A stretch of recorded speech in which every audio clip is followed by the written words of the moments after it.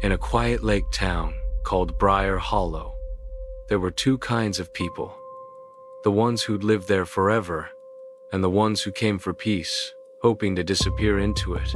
And that's exactly what Elise Carter seemed to do. Elise wasn't famous, but she was known. The kind of woman who waved first, remembered birthdays, brought soup when someone was sick, and showed up early to school events for her daughters, Harper and Mila. She was also the wife of Grant Carter, a true crime podcaster whose show Northline Files obsessed over disappearances, cold cases, and the kind of evil that hides behind normal doors. On a Sunday night in early December, Briar Hollow was glowing with Christmas lights when Elise dropped the girls off at her sister's house for a sleepover. Something simple and normal: hot cocoa, movies, sleeping bags, and Elise even texted her sister, "Thanks for taking them. I just need one quiet night with a little heart." It was the last message anyone ever got from her. Grant later told police they ate dinner, watched a holiday movie, and went to bed early, and nothing felt wrong.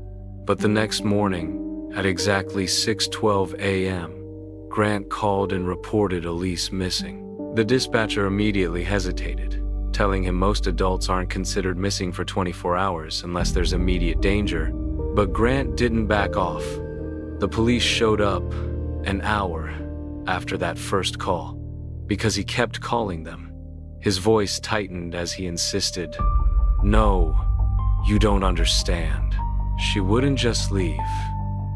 He kept insisting. What they found at the house made the whole town go cold.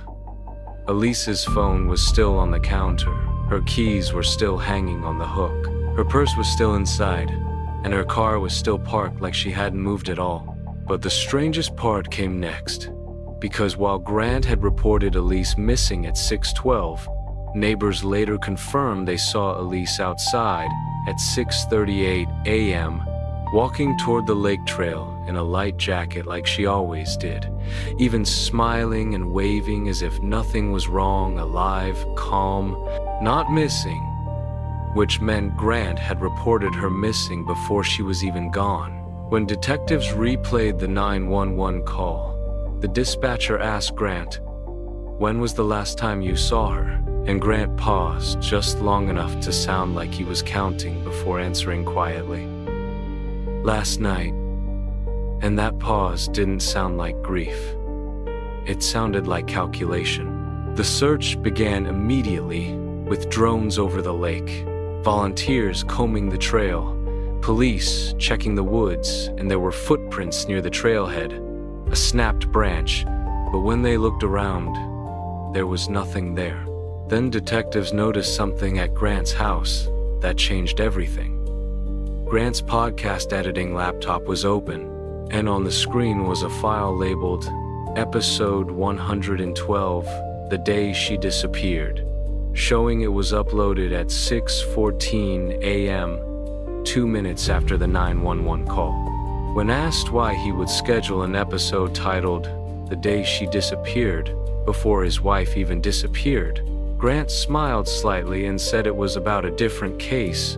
But then he started talking too much, filling the silence like he couldn't stand it. And later that night, when an officer returned with an update, Grant was in his office again, microphone ready, laptop open, and he quickly minimized the screen like he'd been caught.